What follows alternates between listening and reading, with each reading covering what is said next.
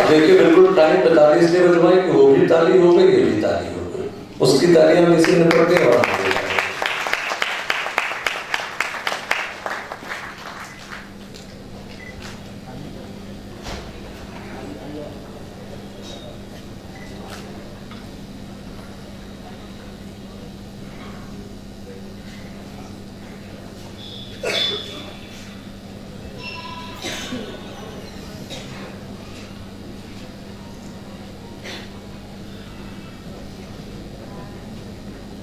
एक 111 साल पुराने व्यक्ति के लिए माल्यार्पण हो रहा है, इसलिए थोड़ी दीपक भी थोड़ा धीरे धीरे टटवा रहा है।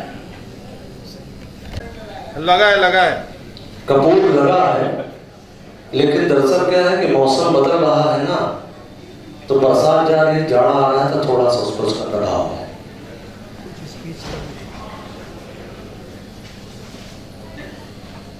अब महोदय से अनुरोध करूंगा कि कृपया माल्यार्पण।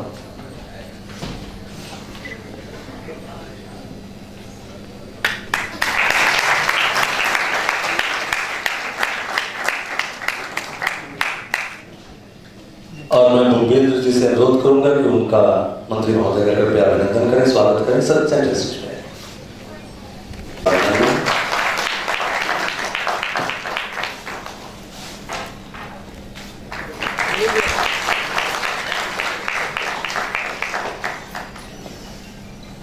और एक परंपरा जिसके कारण आने का मौका मिला, उसे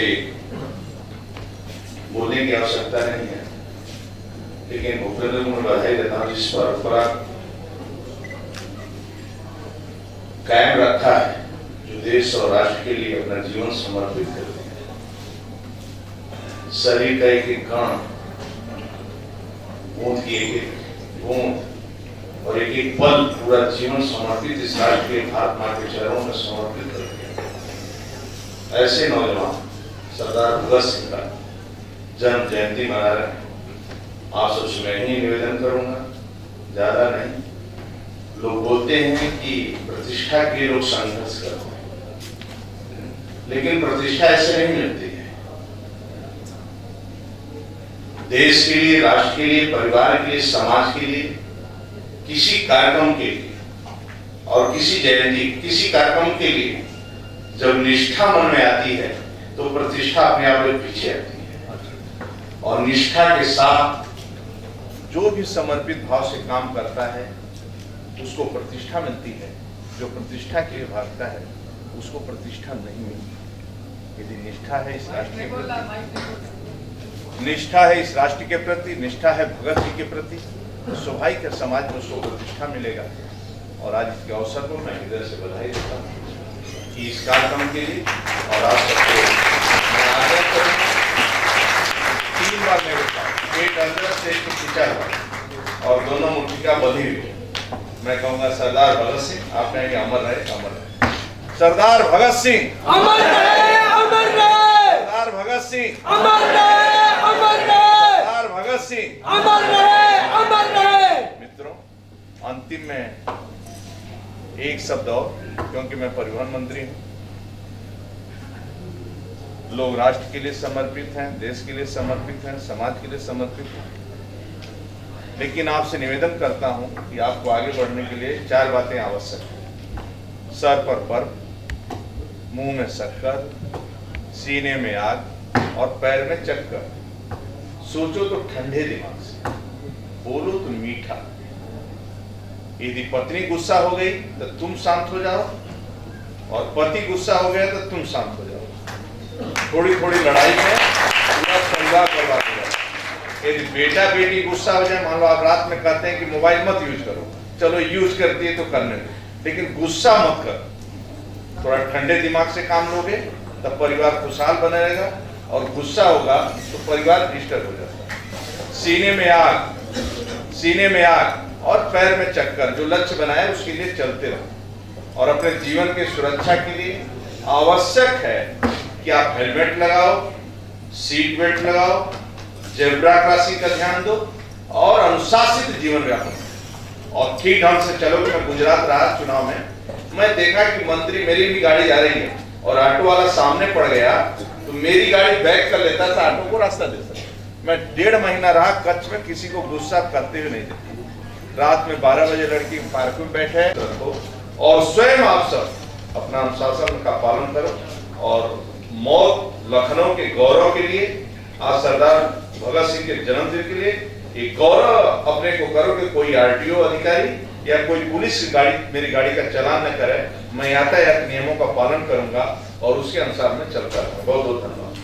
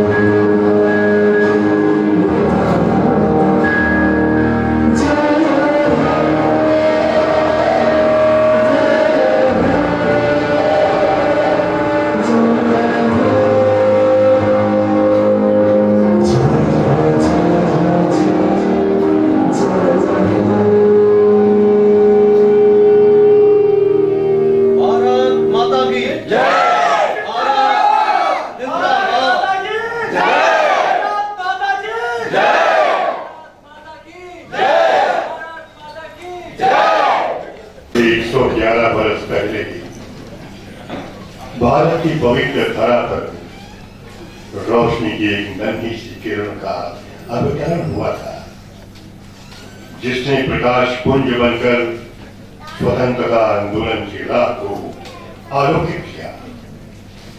वो प्रकाश पुंज थे सरदार भगत सिंह।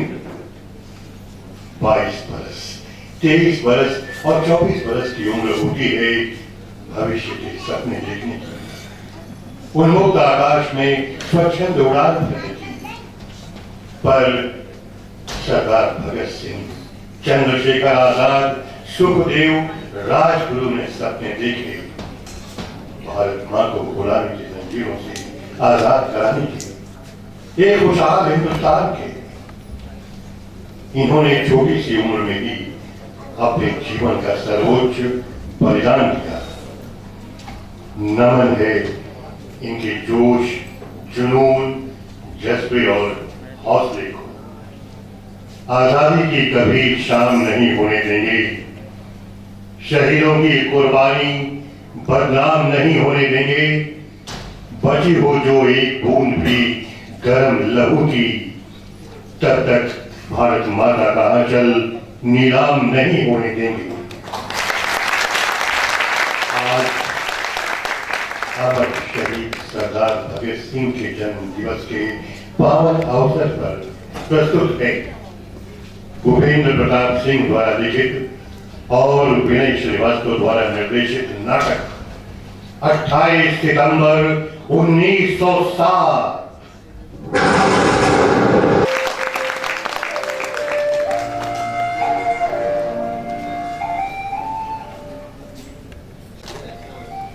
भारत मां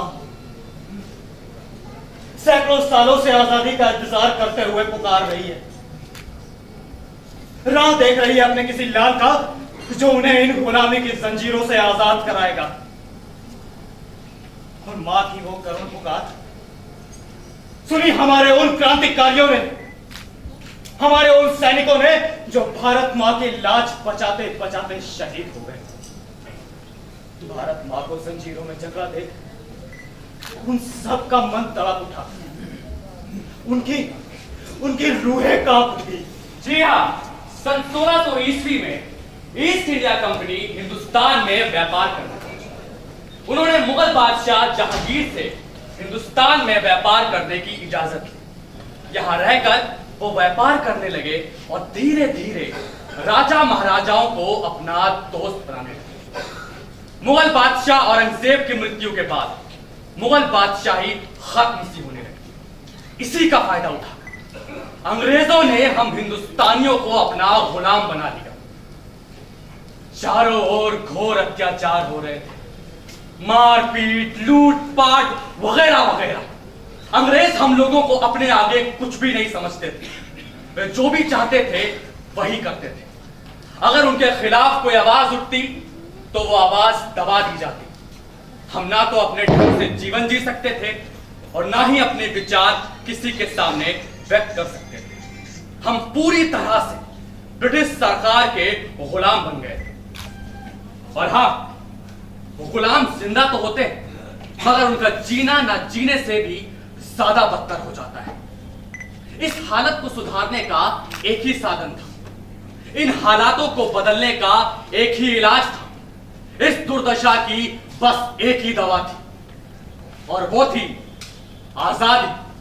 तो आइए हम आपको अपने नाटक के जरिए एक महापुरुष के जीवन चक्र को दर्शाते हैं। उन्हें ये फिक्र है हरदम नई तर्ज़े ज़फ़ा क्या है। हमें ये शौक है देखें सितम के इंतहा क्या है।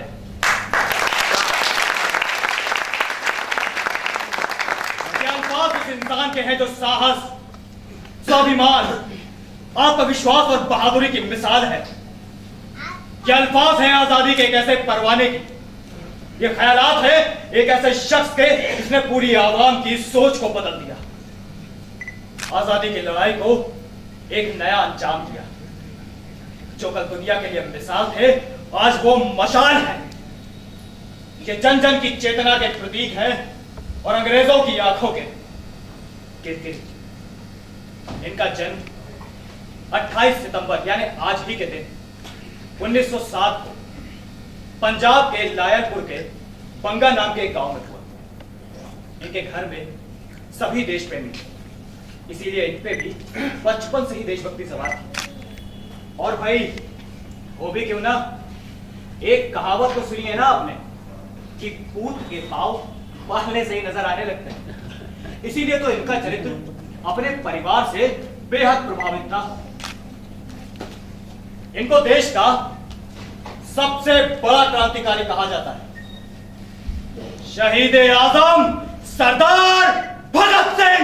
इनकलाब जिंदाबाद, इनकलाब जिंदाबाद, इनकलाब जिंदाबाद।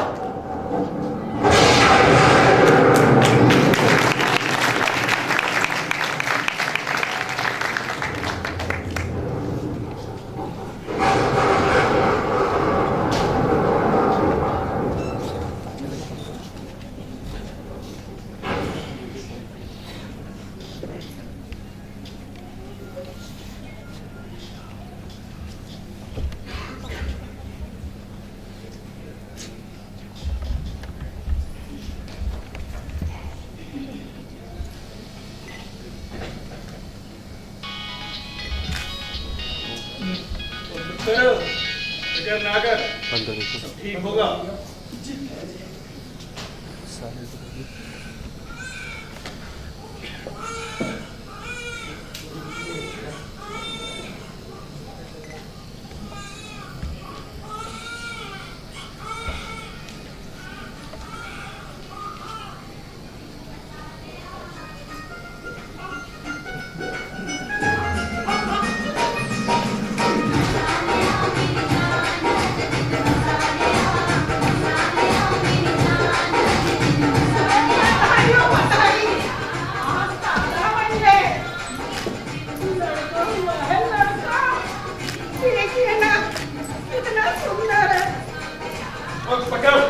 इसकी जरूरत नहीं मुझे।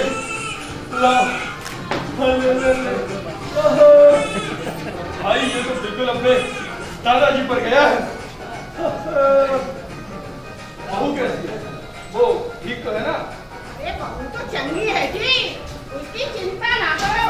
अरे ये समझो कि शेरनी ने शेर को जन्म दिया। अरे छट्टो जी वो तो ठीक है। देखो ना मेरा फोटो कितना भागा भागा है। अरे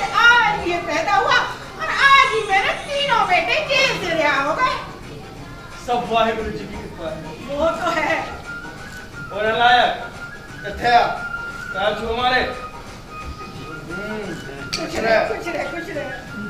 ये ले पकड़ आराम से। कुछ नाम वाम सोचा है तूने इसका? कभी आते रहती है पिताजी, आप क्या रहती है मतलब मैं नाम रखूं, ये कैसे हो सकता है? आप ही बताइए क्या नाम रखेंगे अपने पोते का? ओ वाह पुत्रा, खुश कितना ही भाई, हमारा पोता बड़े भागों वाला है, इसीलिए इसका नाम मैं रखूंगा भगत सिंह। भगत सिंह।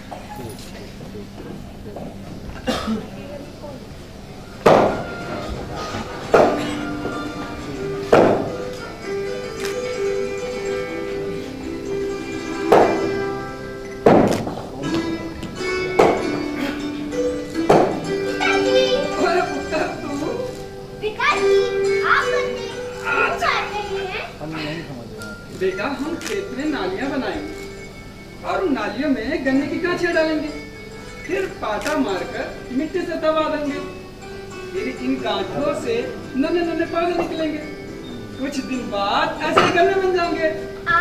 तो पिताजी घर में जो दादाजी की बंदूक रखी है ना, उसके टुकड़े करके हम उसे भी खो दीजिए, उससे ढेर सारी बंदूकें उग जाएंगी।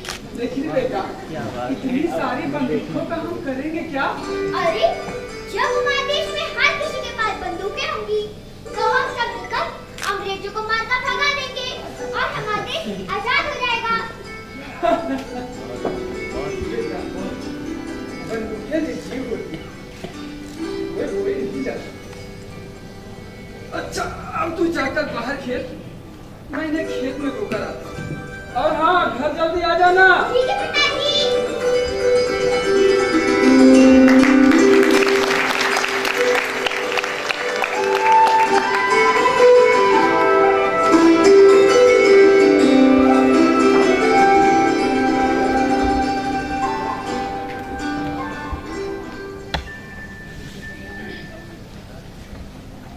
लिख रहा हूं मैं अंजाम, जिसका कल आगाज आएगा, मेरे लहू का हर कतरा इनकलाब लाएगा।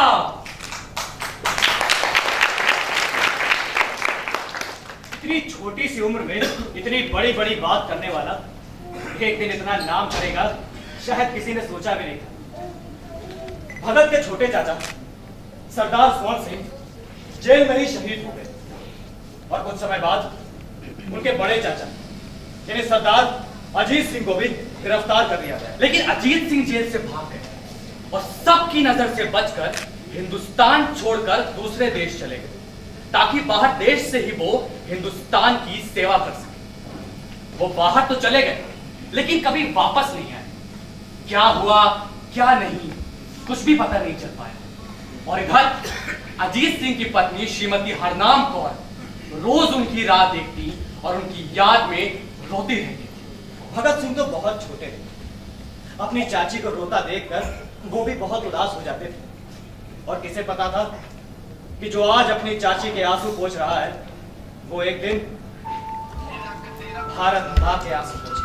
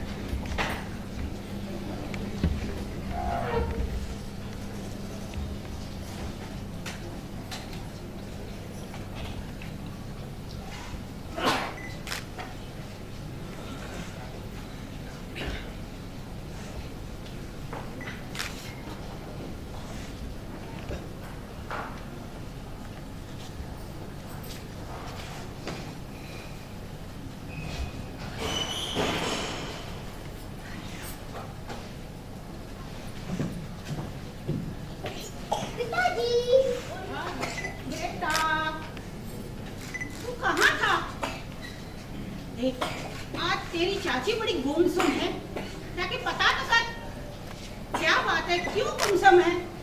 जा। चाची, अरे भगत तू? चाची तुम रो क्यों रही हो? किसका पति सालों से देश के बाहर हो, उसकी पत्नी की किस्मत में आंसू के सिवा और क्या होगा? वो रोए नहीं तो और क्या करे? इन गोरों ने हमें गुलाम बना के हमारी किस्मत के रोग तो छीन ही लिए हैं। अभी हम औरतों के सुहाग छीनकर हमारी चुनरी के रंग भी छीन रहे हैं। और चाचा जी देश के बाहर क्यों गए? ताकि वो देश की सेवा कर सके। यहाँ रहते तो तेरे छोटे चाचा सरदार स्वर्ण सिंह की तरह वो भी जेल में मार दिए जाते। बहू, क्रांतिकारी मरते नहीं है, शहीद होते हैं। अरे अंग्रेज हमारे बेटे अजीत की संचालन शक्ति से डरते थे, इसीलिए उसे गिरफ्तार करना चाहते थे, पर वो उनके चंगुल में नहीं आया। तो फिक्र ना कर, वो जरूर वापस आएगा। मेरा बेटा कहाँ है? कैसा है? क्या कर रहा है? कुछ पता नहीं। अरे उसे तो मेरी फिक्र है नहीं, और मुझे तो है। आखिर मैं उसकी माँ हूँ। माँ, हम लोग इतनी मेहनत कर रहे हैं कि वो दिन दूर नहीं जब हम इन अंग्रेजों को मारकर भगा देंगे। अभी और कितनी कुर्बानियां सहनी होंगी हम लोगों को? क्या हमारी कुर्बानी सार्थक होगी? होगी बहू, जरूर होगी। तो फिक्र ना कर, बस वाहिगुरु पर भरोसा रख। लस्सी पी। मेरा मन नहीं है माँ। क्यों? तुमको तो लस्सी बहुत पसंद है ना? माँ देखो ना, चाची रो रही है। जिससे अपनी चाची के आंसू नहीं देखे जाते, सिर्फ आंसू की वजह अंग्रेज है।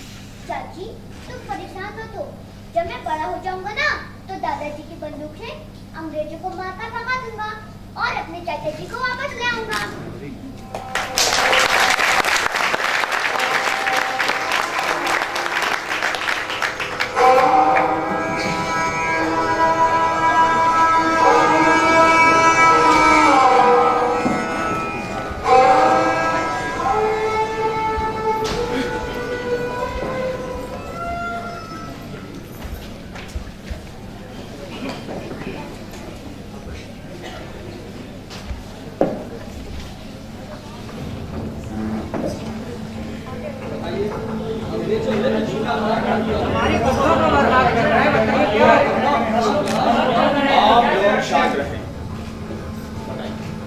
लाला जी, गदर पार्टी को चलाने के लिए बहुत सारे हथियार चाहिए, और इतने सारे हथियारों के लिए हमें ढेर सारे पैसे चाहिए। इतने पैसे हम कहाँ से लाएंगे? गदर पार्टी का मकसद हिंदुस्तान को आजाद कराना और स्वराज स्थापित करना है। ऐसे हमारे वो भाई लोग देंगे जो हिंदुस्तान से बाहर गए, और हम लोग गांव वालों की मदद से अंग्रेजी दफ्तरों पर कब्जा भी कर सकेंगे। और एक बात, हम दफ्तरों पर कब्जा कर लेंगे तो अंग्रेजों को जल्दी ही भगा सकेंगे, भारत मां की बेड़ियां तोड़ सकेंगे। आप तो परेशान ना हो, गांव वालों को मैं इकट्ठा करूंगा, उन्हें मैं समझाऊंगा। आप लोग घबराएं नहीं, ये नौजवान इस जिम्मेदारी को अच्छी तरह से निभाएंगे। ये अमेरिका से आया। अमेरिका से? पुत्र, अपना नाम बताओ। करतार सिंह सराभा। ओए पुत्र, तू इतनी दूर से यहाँ? जब माँ के दुखों की आस सुनाई पड़ती है तो बेटे दूरियां नहीं देखते। इस धरती माँ के लिए अगर मुझे फांसी भी हो गई तो मैं दोबारा जल लूंगा इस पर कुर्बान होने के लिए। मजा इश्क का कुछ वही जानते हैं जो मौत को जिंदगी मानते हैं, वही जानते हो इंसान क्या होता है, वो मरना महज दिल लगी मान। यदि आप लोगों को ऐसा लगता है कि ये नौजवान इस काम के लिए बेहतर है, तो आप लोग अवश्य बताओ, मैं इसकी जगह पे किसी और को भेजूंगा। कैसी बात कर रहे हैं लाला जी? भला हम आपकी बात कैसे टाल सकते हैं? अगर आपने इसे चुना है तो इसमें जरूर कोई बात होगी। इसे देखकर और इसकी बातें सुनकर ये पता चल गया किसी देवी ने जन्म दिया। क्यों भाइयों? लाला जी जिंदाबाद जिंदाबाद जिंदाबाद सरदार सिंह सराफा जिंदाबाद जिंदाबाद जिंदाबाद।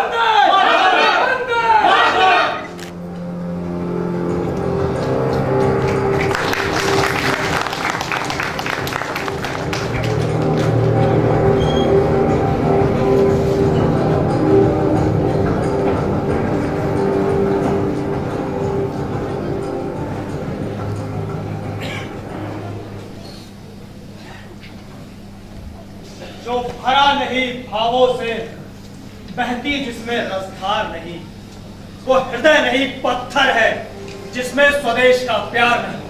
करतार सिंह सराभा की आयु अभी 20 वर्ष की भी नहीं हुई थी कि उन्होंने स्वतंत्रता देवी की बलि वेदी पर अपना बलिदान दे दिया। वो क्या थे और किस दुनिया से आए थे और झट से कहां चले गए, कोई नहीं जान सका। महज 19 साल की उम्र में, जी हाँ दोस्तों, महज 19 साल की उम्र में उन्होंने इतने कारनामे करके दिखा दिए कि सोचकर हैरानी सी होती है। भारतवर्ष में ऐसे बहुत कम क्रांतिकारी पैदा हुए हैं जिन्हें सही अर्थों में विद्रोही कहा जा सकता है। 16 नवंबर 1915 को लाहौर की सेंट्रल जेल में करतार सिंह सराभा को फांसी हो गई। भगत सिंह ने करतार सिंह सराभा को अपना आदर्श मान लिया और उनके रास्ते पर चल पड़े। 13 अप्रैल 1919 बैसाखी का दिन। पूरा शहर बैसाखी की खुशियों में खुशियां मना रहा और किसे पता था कि उनकी खुशियां बस चंद पलों की धमाल। और उधर अमृतसर के जलियांवाला बाग में एक सभा रखी गई और यह सभा रोलेट एक्ट का विरोध करने के लिए थी। इस एक्ट के अनुसार ब्रिटिश सरकार को यह अधिकार प्राप्त हो गया कि वे किसी भी भारतीय पर बिना मुकदमा चलाए, बिना दंड दिए उसे कहीं से भी उठाकर जेल में बंद कर सकती थी। लेकिन इस एक्ट के विरोध के लिए पूरे देश में प्रदर्शन, जुलूसे, हड़तालें होने लगे।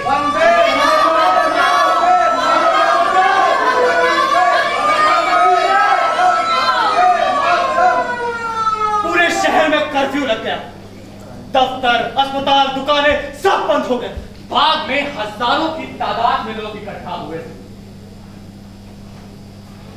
पर तभी ब्रिगेडियर जनरल रेजिनॉल्ड डायर लगभग 95 सैनिकों को लेकर वहां पहुंचा और बिना चेतावनी दिए गोलियां चलवा दी।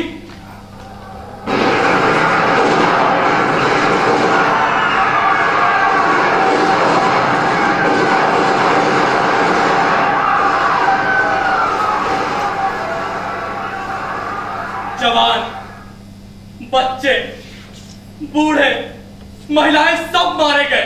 कुछ लोग जान बचाने के लिए कुएं में कूद गए। पर देखते ही देखते वो कुआं भी लाशों से पड़ गया। हजारों लोग मारे गए, हजारों घायल हुए। कर्फ्यू लगने के कारण घायलों को अस्पताल भी नहीं पहुंचाया जा सका।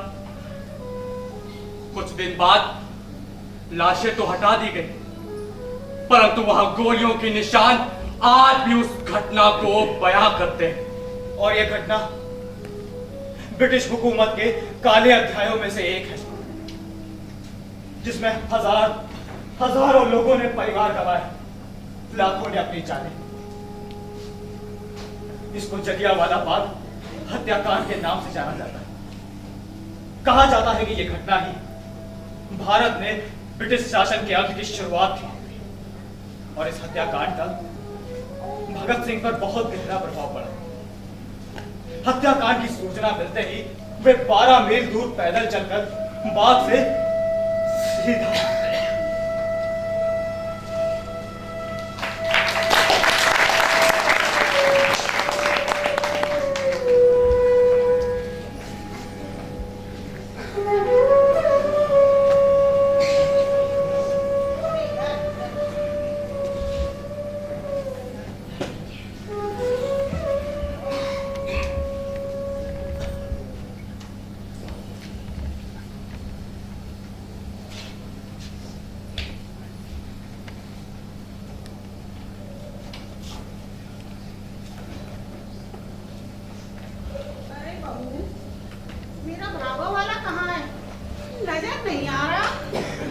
माँ जी, अभी तक स्कूल से नहीं आया।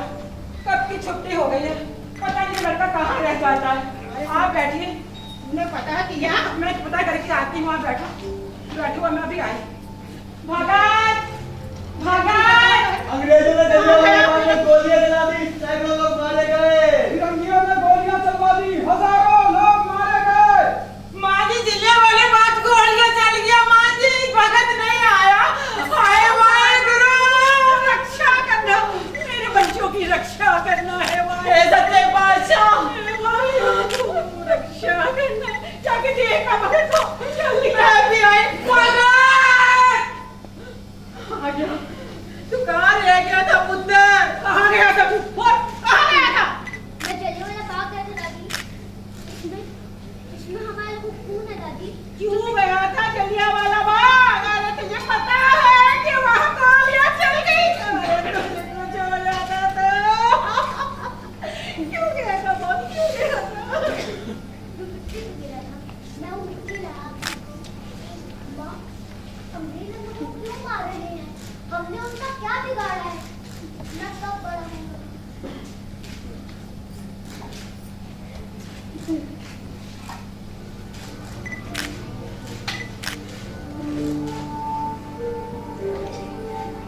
तू चिंता न कर पुत्र, सब ठीक हो जाएगा।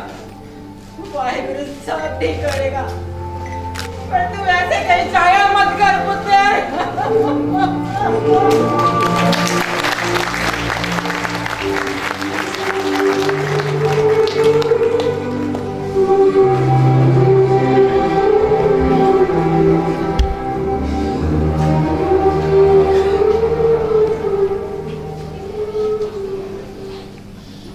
अपनी आजादी को हम हरगिज मिटा सकते नहीं।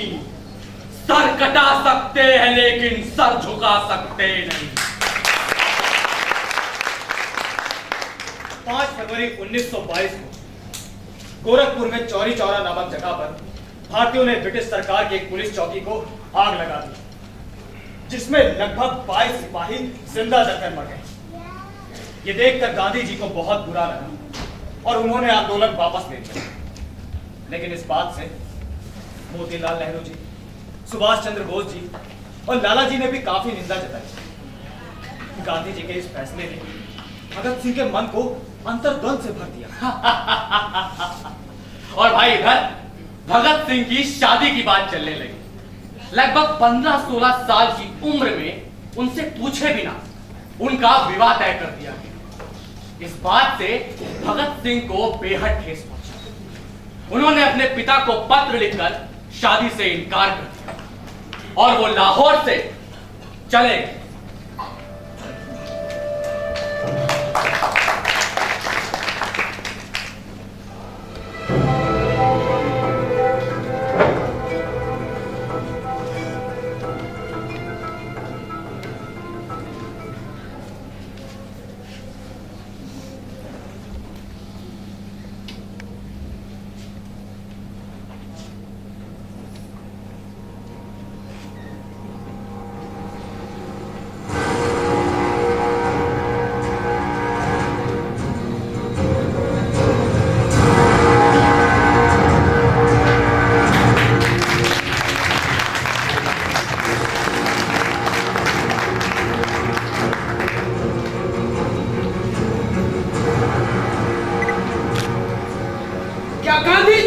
किया वो सही था।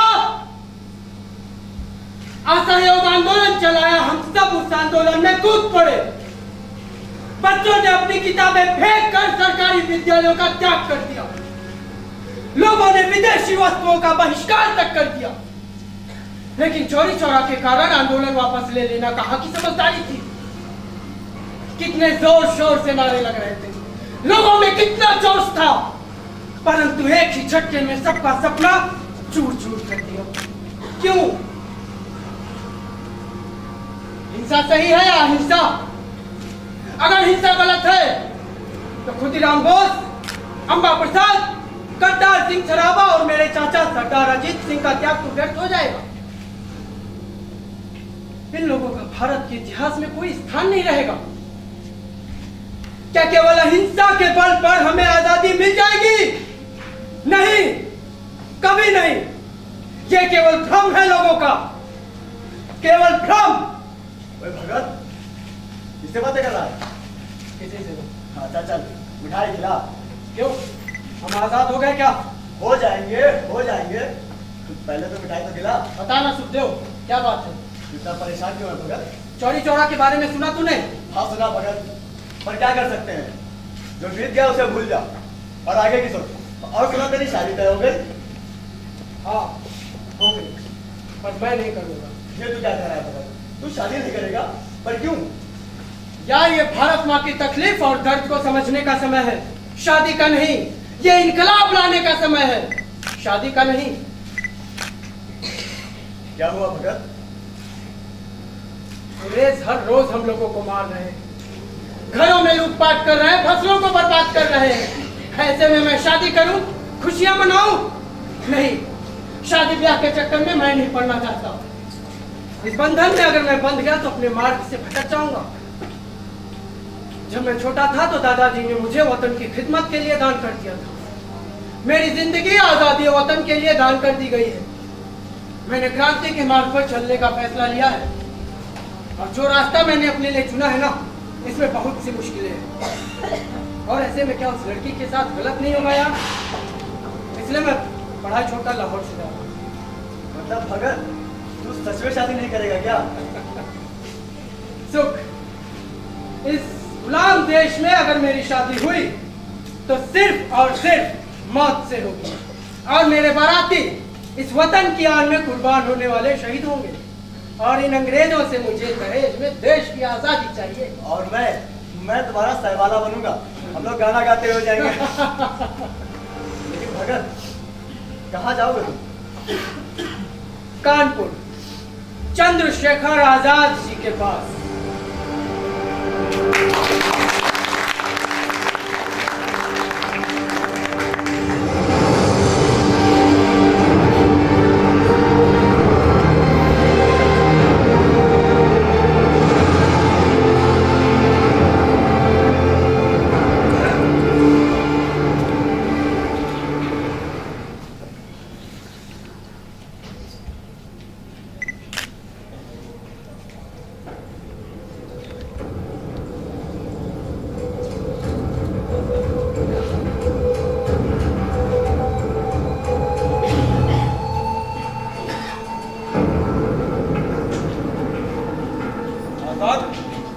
ये भगत सिंह है, आजादी की लड़ाई में हमारा साथ देना चाहता है। अच्छा, क्या नाम बताया? भगत सिंह। हमारी पार्टी में आना चाहते हो? हाँ। हमारी पार्टी में ही क्यों?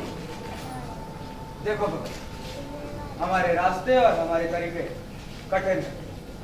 हमारे दल में मौत का खतरा ज्यादा है। हाँ, अगर तुम चाहो तो किसी और दल में रहकर भी काम कर सकते हो, जिसमें कोई खतरा नहीं, जो केवल बातचीत से आजादी लाना चाहते हैं। भगत, हमारा तरीका तो खून मांगता है। केवल बातचीत से आजादी नहीं मिलेगी आजाद जी, और खून बहाना कोई बड़ी बात नहीं है। मैं एक क्रांतिकारी हूँ। ओ बेटा, बंद कमरों में इस तरह की बातें कर लेने से कोई क्रांतिकारी नहीं बन जाता। जेल में बर्फ की सिल्लियों पे लिटा के सैकड़ों कोड़े एक साथ बरसाए जाते हैं। अब तो भूखा रखा जाता है, तरह तरह से प्रताड़ित करते हैं, तब इस तरह की बातें न निकलेगी। ये जो क्रांतिकारी बनने का जोश है ना, सब ठंडा पड़ जाएगा।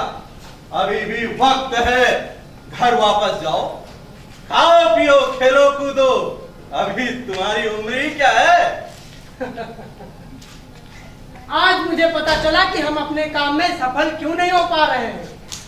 अगर हम एक होकर अपना काम करें और लोगों का हौसला तोड़ने की बजाय हौसला बढ़ाएं, तो ही हम आजादी पा सकते हैं। रही मेरी बात, तो बर्फ की सिल्लियां और कोड़े मेरे जोश को हिला नहीं सकते। पंडित जी, देशभक्ति दलीलों से साबित नहीं की जाती। ये वो पौधा है जिसे खून से सींचा जाता है, और मेरे देश को मेरे खून की जरूरत है।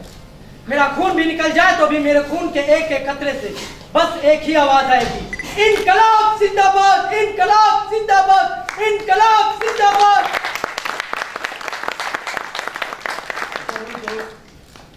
जब कुछ करने का जज्बा हो तो तूफान भी हार कर शांत हो जाता है। तुम्हारे अंदर इतनी हिम्मत देख बड़ी प्रसन्नता हुई। इनसे मिलो, ये राम प्रसाद बिस्मिल, इन्होंने हिंदुस्तान रिपब्लिकन एसोसिएशन नामक समिति बनाई है। आज से तुम इस समिति के सदस्य हो। जी, तुम अपनी परीक्षा में सफल हुए भगत। जानते हो भगत, जब मैं छोटा था तो मैंने देखा कि एक अंग्रेज हमारे कुछ साथियों को मार रहा था। मुझसे देखा नहीं गया। मैंने एक ईंट उठाई और उस अंग्रेज के सर पे दे मारा। साला वहीं गिर गया। सिपाहियों ने मुझे पकड़ लिया और जेल ले गए। वहां ले जाकर मुझसे पूछा, डैडी इंडियन, तुम्हारा नाम क्या है? आजाद, आजाद, आजाद। तुम्हारे पिता का नाम क्या है? स्वतंत्रता, स्वतंत्रता, स्वतंत्रता। तुम रहते कहाँ हो? जेवाना, जेवाना, जेवाना। बहुत अकड़ है इसमें, इसे कम से कम 15 पीटे मारो। भारत माता की जय, भारत माता की जय, भारत माता की जय। वो बेटे मारता गया और मैं भारत माता की जय बोलता। देखो कौन है?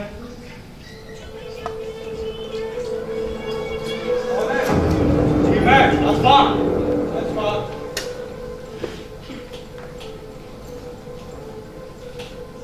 दिल्ली से खबर आई है, रुपया और हथियारों की सख्त जरूरत है। हमारे पास उनके खाने के और उसकी जरूरतों के लिए पैसे नहीं है, हम उन्हें कहां से देंगे? घबराओ नहीं, मैंने सब सोच लिया है। इधर देखो, हरदोई से लखनऊ जाने वाली ट्रेन को हम लोग काकोरी में लूटेंगे और जो भी धन एकत्रित होगा उसको एसोसिएशन में लगा देंगे और कुछ धन अपने साथियों के लिए दिल्ली भिजवा देंगे, जिससे उनकी जरूरतें पूरी हो सके और वो हथियार खरीद सकें। किसी भी कारण से हमारे देश की आजादी का मिशन रुकना नहीं चाहिए। हाँ, ये सही रहेगा। देखो कौन है? कौन है?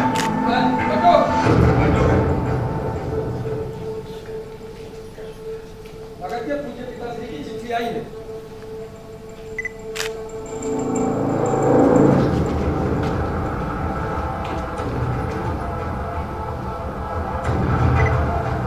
क्या हुआ भगत? सब ठीक तो है? माँ की तबीयत खराब है, मुझे बुलाया। ठीक है, तुम जाओ, परेशान होने की जरूरत नहीं है। फिलहाल घर वालों को तुम्हारी ज्यादा जरूरत है। तुम जाओ, अब मैं तुम्हें सीधे लाहौर में ही मिलूंगा। वंदे मातरम। वंदे मातरम। जाओ।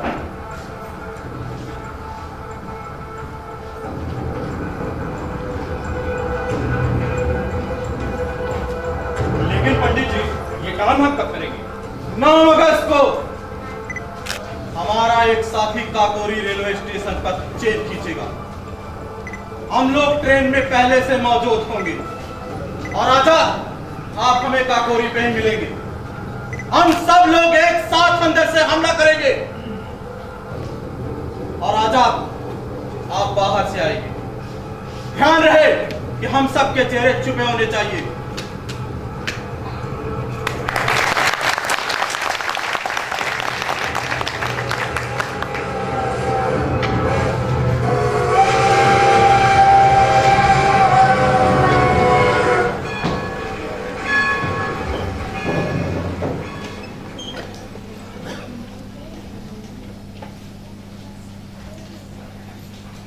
ये जो जख्म है मेरे सीने पर, सब फूलों के गुच्छे हैं। हमें पागल ही रहने दो, हम पागल ही अच्छे हैं।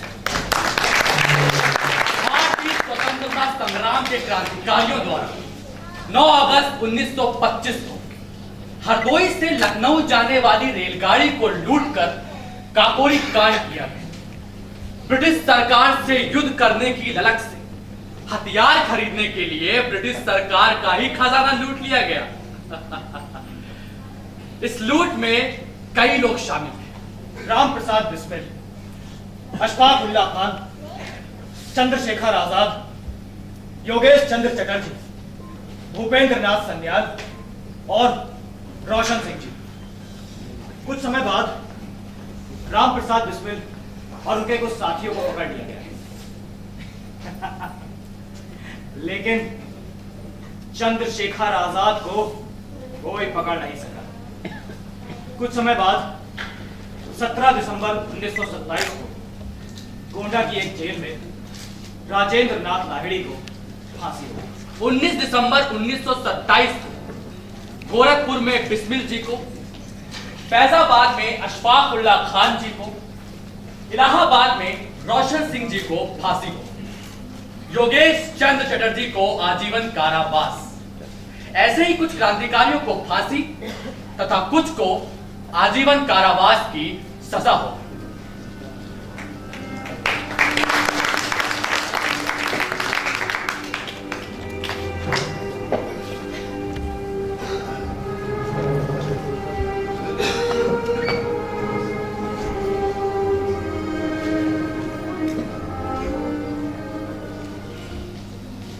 जैसा कि आप सब लोग जानते हैं कि साइमन कमीशन भारत आ गया है। यह कमीशन लखनऊ, दिल्ली, कलकत्ता, पुणे तथा अन्य जगहों पर भी आ गया है और हर जगह इसका विरोध हो रहा है। अब यह कमीशन लाहौर भी आ रहा है, मगर हम सब मिल करके जमकर इसकी मुखालफत करेंगे। बताइए, अब हमारी समस्याओं का अंग्रेज विचार करेंगे। हमें कितनी आजादी चाहिए, इसका फैसला करने वाले वो कौन होते? सालों को मार कर रखेंगे। नहीं, बिल्कुल नहीं। आप लोग किसी पर भी हाथ नहीं उठाएंगे। अरे हर समस्या का हल मारपीट या लूटपाट नहीं होता। कुछ समस्याएं बातों से भी सुलझाई जाती हैं। आपकी बात सत्य है लाला जी, लेकिन क्या केवल अहिंसा के बल पर हमें पूरी आजादी मिल जाएगी? कभी नहीं लाला जी। लाला जी, अगर वे हमारे एक हिंदुस्तानी को मारेंगे तो हम उनके कई सिपाहियों को मार देंगे। चुप नहीं बैठेंगे लाला जी। मैं नहीं चाहता कि वहां पर किसी प्रकार की भी मारपीट हो। आप लोग किसी भी अंग्रेज सिपाहियों पर हाथ नहीं उठाएंगे। मगर क्या आप लोग मेरी इतनी सी बात नहीं मानेंगे? कैसी बात कर रहे हैं लाला जी? आपको हमने पिता समान पूजा है। आप आप जैसा कहेंगे हम करेंगे। हम किसी पर भी हाथ नहीं उठाएंगे। आप जो चाहेंगे वही। अच्छा लाला जी, अब हम चलते हैं।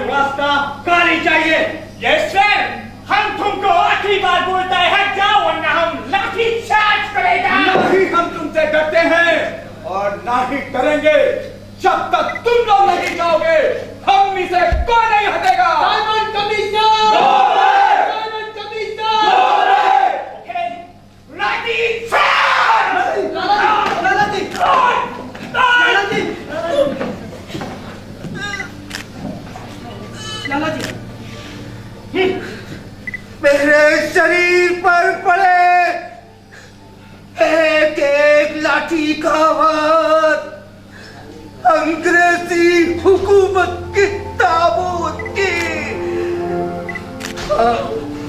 आखिरी चीज साबित होगी। वंदे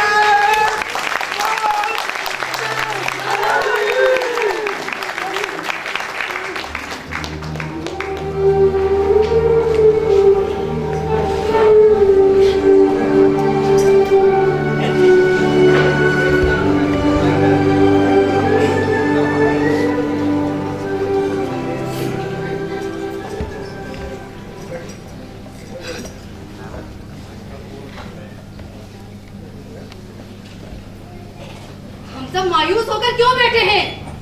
हम ऐसे नहीं बैठ सकते, हमें कुछ करना होगा। हम लाला जी की मौत का बदला लेंगे।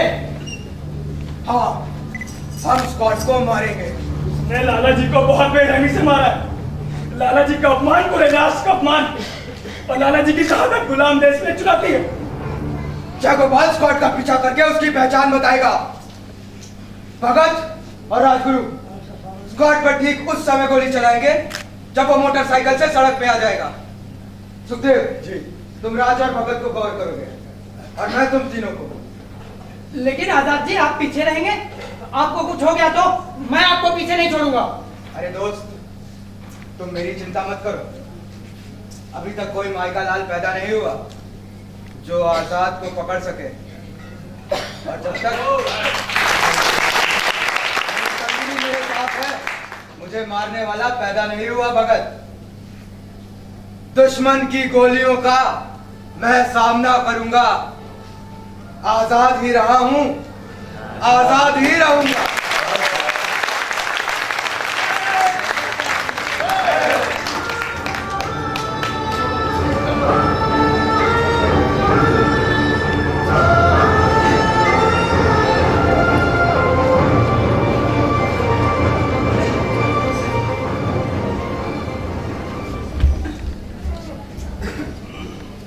जो अब तक ना खोला वो खून नहीं पानी है, जो देश के काम ना आए वो बेकार जवानी है।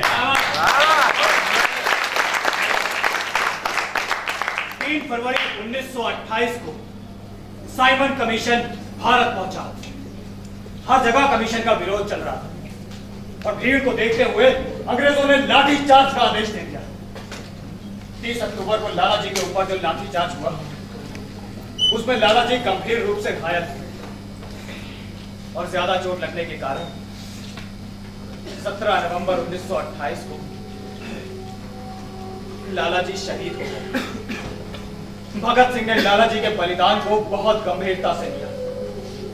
उन्होंने लाला जी के मौत का बदला लेने की कसम खा ली।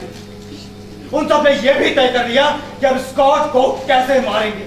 लेकिन जयगोपाल ने सैंडर्स को स्कॉट समझ लिया और स्कॉट की जगह सैंडर्स पर गोली चला दी गई। सैंडर्स ने वहीं दम तोड़ दिया।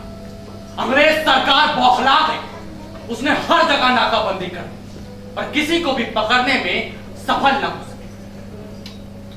उन्हें यहां से निकलने में दुर्गा भाभी की मदद लेनी पड़ी और उनकी मदद से सब लोग कलकत्ता चले गए।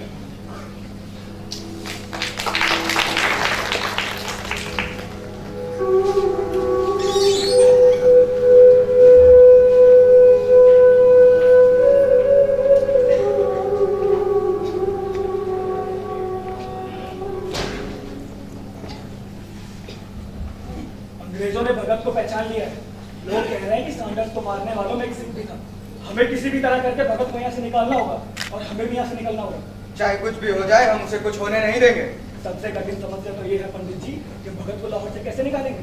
पुलिस ने हर तरफ से नाकाबंदी कर दी है। हर तरफ सख्त पहरा लगा है। एक आदमी की तलाशी ली जा रही है। मेरी बात सुनिए, मैं भगवती भैया के घर जाता हूँ और दुर्गा भाभी से मदद मांगता हूँ। हम लोग उनकी सहायता से कलकत्ता चले जाएंगे। हाँ, लेकिन एक बात का ध्यान रहे, हम सबको भेष बदल कर चलना पड़ेगा। उसकी चिंता तुम मत करो, तुम दुर्गा भाभी से बात करो। लेकिन आजाद जी, हम करेंगे क्या? सुनो,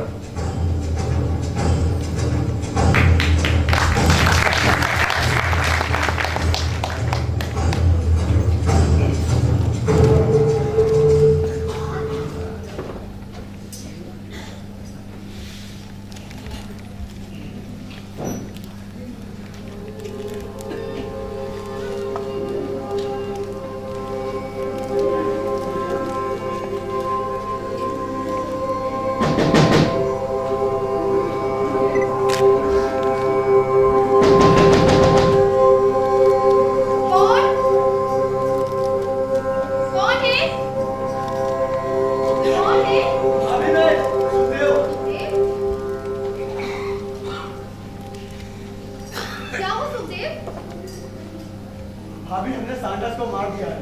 अरे वाह सुखदेव, ये तो बहुत अच्छा हुआ। भाभी हमें पुलिस ढूंढ रही है। हमें कुछ पैसे चाहिए और आपकी मदद चाहिए। भाभी बात दरअसल ये है कि हमारे एक साथी को यहाँ से निकालने के लिए आपको उसकी पत्नी बनकर जाना होगा। सुखदेव, तुमने ये बोलने से पहले एक बार अपने भैया के बारे में सोच लिया होता। और तुमने ये सोच भी कैसे लिया कि मैं किसी और के साथ उसकी पत्नी बनकर जाऊंगी? भाभी आपकी बात सच है, लेकिन पुलिस ने उसे पहचान लिया है। उसे बचाने के लिए हमारे पास अब कोई चारा नहीं है। ठीक है सुखदेव, मैं चलूंगी। बताओ कब चलना होगा और कहाँ है तुम्हारा साथी? भाभी अभी चलना है, वो बाहर ही है, मैं उसे बुलाता हूँ।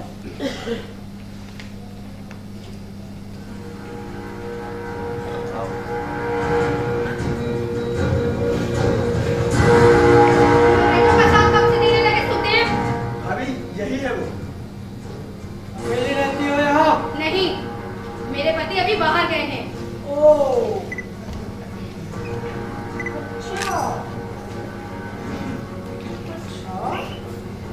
इसका मतलब अभी अकेली हो। सुखदेव, निकल जाओ यहाँ से और अपने इस दोस्त को भी ले जाओ। अरे मैंने तुम्हें अपने सगे देवर से बढ़कर माना और तुम खड़े होकर तमाशा देख रहे हो। तुमसे अच्छा तो मेरा भगत है। भगत? मेरा देवर, मेरा बेटा Bhagat Singh. Do you understand? Yes. अरे भगत भाभी मुझे नहीं पहचान पाई। तुम साले अंग्रेजों की क्या औकात?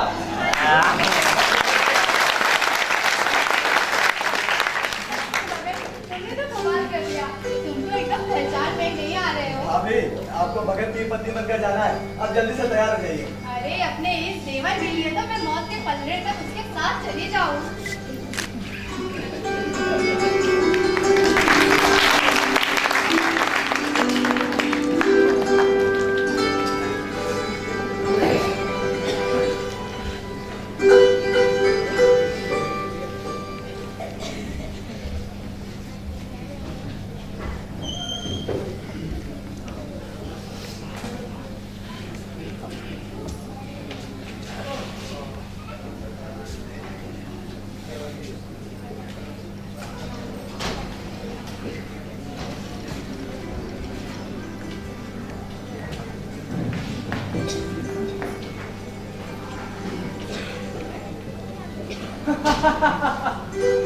आपने कितना बढ़िया प्लान बनाया पंडित जी।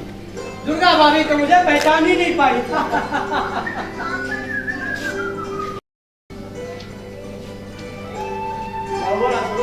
मैंने एक फोटो टांगी थी, कहाँ गई? मैंने फाड़ दी। क्यों? यहाँ पर कोई भी किसी लड़की की फोटो नहीं टांग सकता है, तो तुमने कैसे टांग दी? यार पंडित जी, आप भी कमाल करते हैं। कितनी खूबसूरत फोटो थी वो, और आपने फाड़ दी। खूबसूरत? अरे जरा सोचिए पंडित जी, जब हमारा देश आजाद होगा तो कितना खूबसूरत दिखेगा।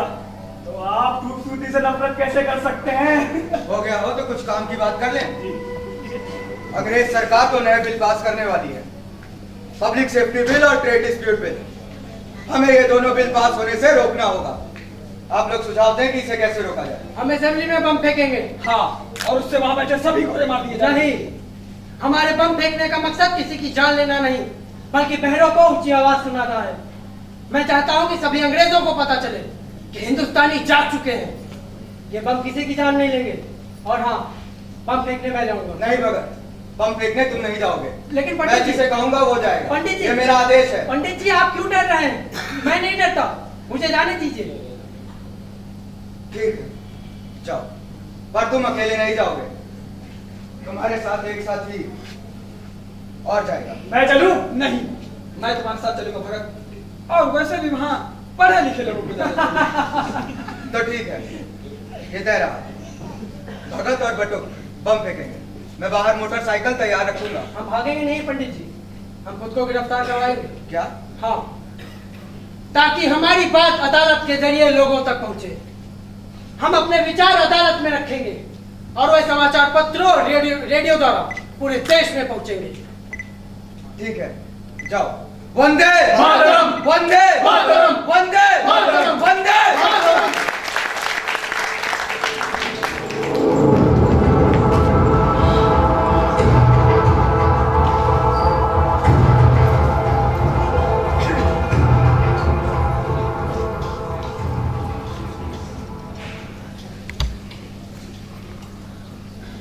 आओ झुककर सलाम करें उन्हें जिनके हिस्से में यह मुकाम आता है।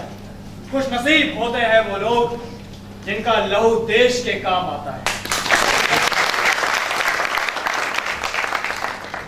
8 अप्रैल 1929 को 2 बिल पास होने वाले थे।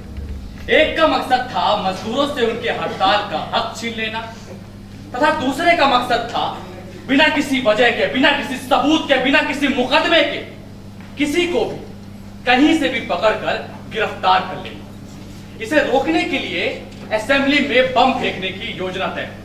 जयदेव कपूर ने भगत और बटुकेश्वर को ऐसी जगह बैठा दिया जहां से किसी को भी नुकसान पहुंचाए बिना ही बम फेंका जा सके। और जैसे ही हॉल में बिल पास होने की घोषणा होने वाली, तुरंत भगत और बटुकेश्वर ने बम फेंक दिया। बम का धमाका सुनकर पूरा असेंबली हॉल खाली हो गया। पूरे हॉल में भगदड़ मच गई। कुछ शीशे तोड़ के बाहर चले गए और कुछ बाथरूम भाग गए। हॉल खाली होने के बाद बटुकेश्वर ने कुछ पर्चे फेंके जिस पर लिखा था हिंदुस्तान समाजवादी प्रजातंत्र सेना। इसके बाद इन दोनों क्रांतिकारियों ने खुद को गिरफ्तार करवा लिया। अदालत में पेशगी हुई, कार्रवाई हुई। अदालत के जरिए उन्होंने अपनी बातें जनता तक पहुंचाई। उन्होंने बताया कि वो बम फेंककर केवल अंग्रेज सरकार को चेतावनी देना चाहते थे, यानी सोए हुए को जगाना चाहते थे। अदालत ने उन्हें जेल में डाल दिया और कुछ समय बाद सुखदेव व उनके अन्य साथियों को भी पकड़ लिया गया।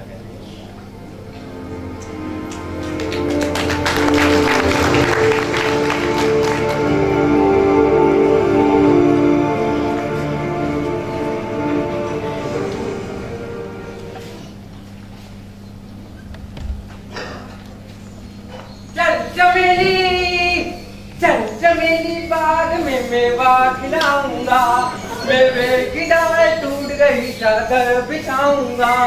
चादर का कोना फट गया तो हाँ दर्जी बुलाऊंगा। दर्जी की टूही टूट गई सीटी बजाऊंगा, सीटी बजाऊंगा, सीटी बजाऊंगा। जल्दी जल्दी आ जाओ नहीं तो खाना खत्म हो जाएगा। चलो देखते हैं राजा चल गेट आगे देखी। चल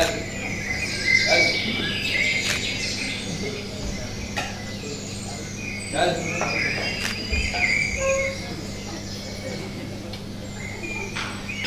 चल। ये कैसा खाना है सरदार जी?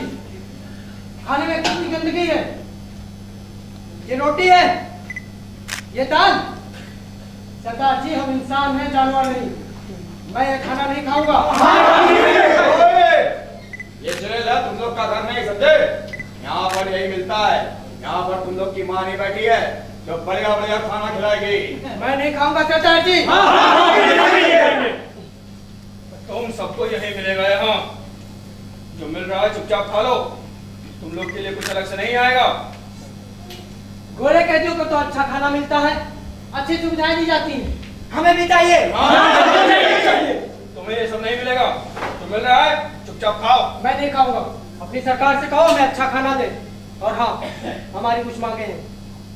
अच्छा जरा मैं भी तो सुनूं, क्या है तुम्हारी मांगे? अच्छी खुराक, सुबह दूध और डबल रोटी, दोपहर को दाल चावल, रात को डबल रोटी, गोश्त और चटनी। हमें पढ़ने के लिए किताब और लिखने के लिए सामान चाहिए। पढ़ने के लिए समाचार पत्र और हर प्रकार का सामान। हमसे जबरदस्ती की मशक्कत न कराई जाए। स्नान के लिए सुविधाएं, साबुन, तेल, कंघी और अच्छा कपड़े मिलने चाहिए। हाँ मिलने चाहिए।